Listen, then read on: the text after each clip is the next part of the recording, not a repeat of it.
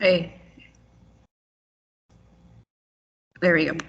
So I'm just going to go through and do one of each of the problem types that you have assigned for today, and then post this video so that way if you get stuck, you can go ahead, refer back to here, and then sort of see me doing one of them.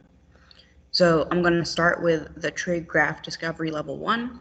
Each of these are going to be randomized for you, so you're not going to have the same problem as I am. But so you should see this sine graph, or in this case, it is a cosine graph. We can tell that because this one starts at the top, not the middle. And you're just going to put in the numbers into the equation to make the solid line match up with the dotted line. So this one, we can see that it's got a higher amplitude that we've got. You don't even need to do the calculations right now. You could just put in numbers to guess and check how high up this graph is. I'm going to actually show you how to do it. So you can look at this one. You've got 2 as the highest point and -2 is the lowest point. Go ahead, subtract that. So 2 minus -2 is 4. Divide that by 2. That's going to be 2. So that's our amplitude number. So our amplitude goes in front of sine or cosine. So I'm just going to put a 2 in there. Then as soon as you do that, click try. And you've got your answer.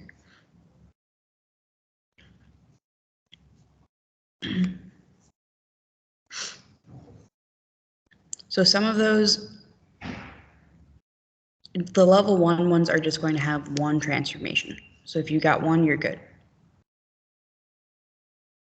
So let's do one from the level 2. So this one, you can see this one, instead of just being an amplitude problem, this time we're actually moving it. We're moving it up a little bit. So let's do that first. So let's find the midline. So this is the top at 3, the bottom is at 1. So the middle of those two things would be 2. So we're going to go ahead and put in a vertical shift of 2. And then we'll hit try. So we're good, but if you look, we're in the right spot, but everything's upside down. How do we make things be upside down? We put a negative into the amplitude box. So negative sine. And that's our answer. So if you get stuck, go ahead, just play around with those. You don't need to get it on the first try.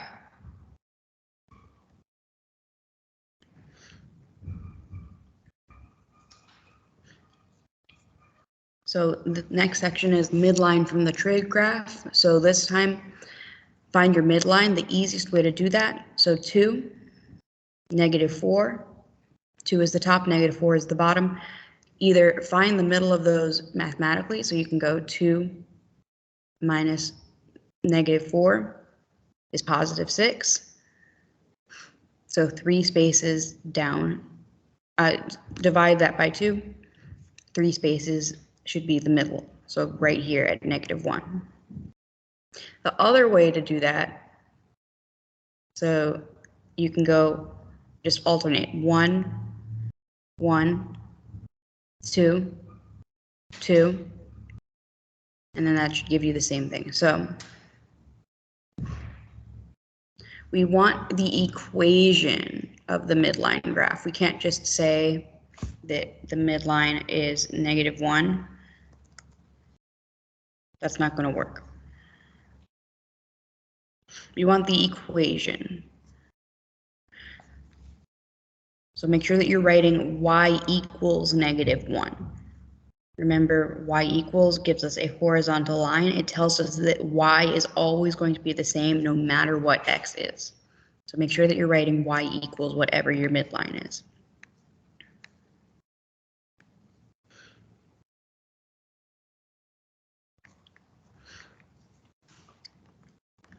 The next section is about amplitude from a trig graph. So start at the top, count how many spaces down to the bottom, or subtract. So we can either count 1, 2, 3, 4, or we can say the top is at 0, the bottom is at -4. 0 minus -4 is +4. 2 options. But that's the distance from the top to the bottom. Amplitude is the distance from the middle to the top, or the middle to the bottom. So we're going to divide that number we just got by 2.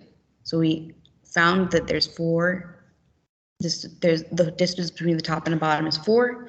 So the distance between the top and the middle, or the bottom and the middle, is 2.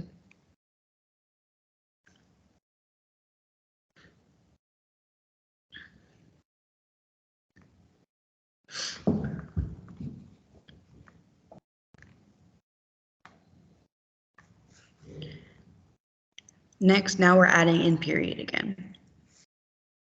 So this time it's the same idea as the last ones we were doing. You're still trying to make this solid line look like this dotted line, but now instead of just being amplitude or amplitude and period like the first two ones were, now we're adding in vertical shift. Now we're adding in period also. So this time instead it's amplitude, vertical shift, and period. So just pick one and go at it. So I'm going to start with our amplitude. So we've got an amplitude, our height from the top to bottom. So the bottom is at 0, the top is at 4. So our total height is 4, which means our amplitude is going to be half of that, so 2. And now if you look, it is the right height now. Now let's try shifting it up. So the midline of this dotted line is at 2. So you can either look at it, it's the middle, or we know that the height is 4, so go 2 units from the top, and we're at 2. So our vertical shift is 2.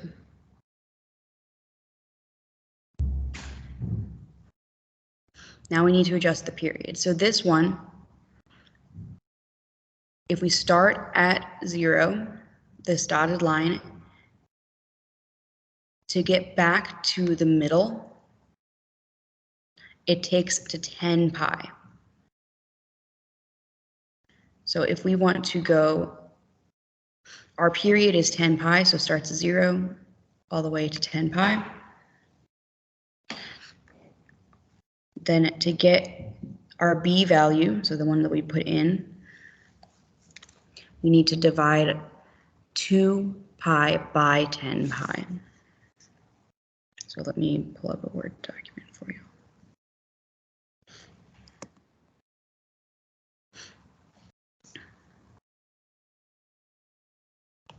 So we want to divide 2 pi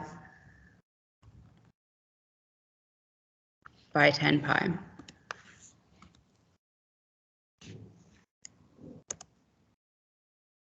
So right here, we've got pi's on the top and the bottom. So those two can cancel each other out. We're just left with 2 over 10. And then 2 over 10, we can reduce that to 1 over 5. So both of those can be divided by 2. So we can take a 2 out of both of them. So our b value is going to be 1 over 5. So let's try that. There we go, perfect. So just do it one step at a time. I know that those ones are a little bit difficult, so like if you just need to sit there and, oh, this one is taller than the one we've currently got. So let's try putting in an amplitude number, see if that's right. Yeah, that looks about right. Now it's a little bit too low, so let's try shifting it up a little bit. That's not quite high enough. Let's shift it up a little more. Like you can do this by guess and checking. And then it's stretched out a little bit. So let's try 2. Oop, 2 goes the wrong way. Let's try 1/2.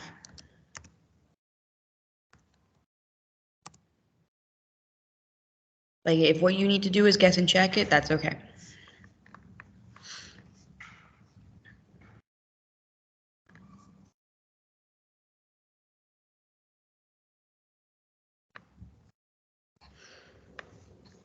Okay, next we've got period from the following graph. So easiest way, start at 0.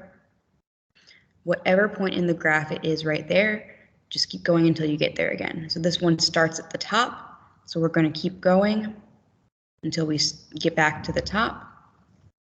When we get back to the top this time, it is at pi over 2. So our period is going to be pi over 2. Remember, period is just the amount of time it takes the graph to get back to where it started.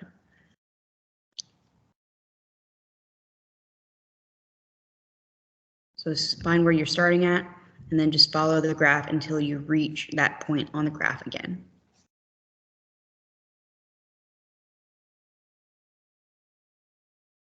And then last but not least, we've got find the period from a trig equation. So this time, we've got all of this.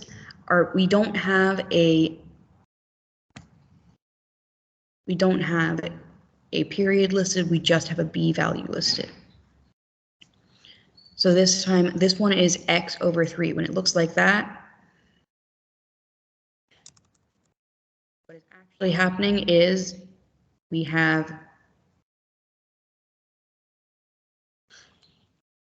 is what is listed. What's actually happening is we have 1/3 times x. Okay, so when you see something like that, it's whatever that fraction is. So our b value is going to be 1/3. To get period from b value, we are going to say 2 pi divided by 1/3.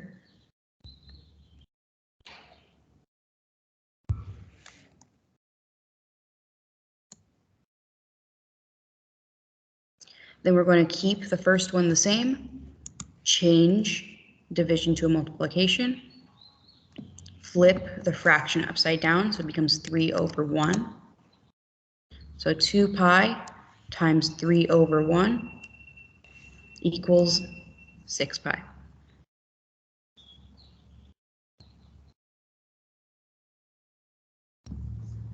So our period is going to be 6 pi. 6, and then that pi button is at the bottom.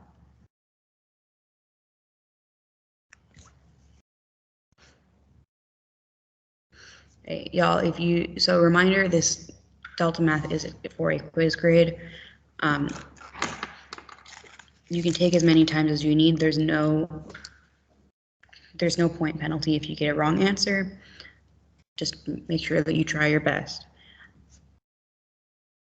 It is going to be open until Sunday night in case you need a little bit more time, but this activity, it should be fine for you to do in one class period. I made it like it gives us time periods when we make the activities, and I made it for about half an hour. If you've got any questions, go ahead, send me a remind. My remind code is on my sideboard by my desk, or send me a message on Canvas. I will get back to you as soon as I can. I'm not going to guarantee that I will get back to you in class time, but I will get back to you as soon as I can. I hope this was helpful.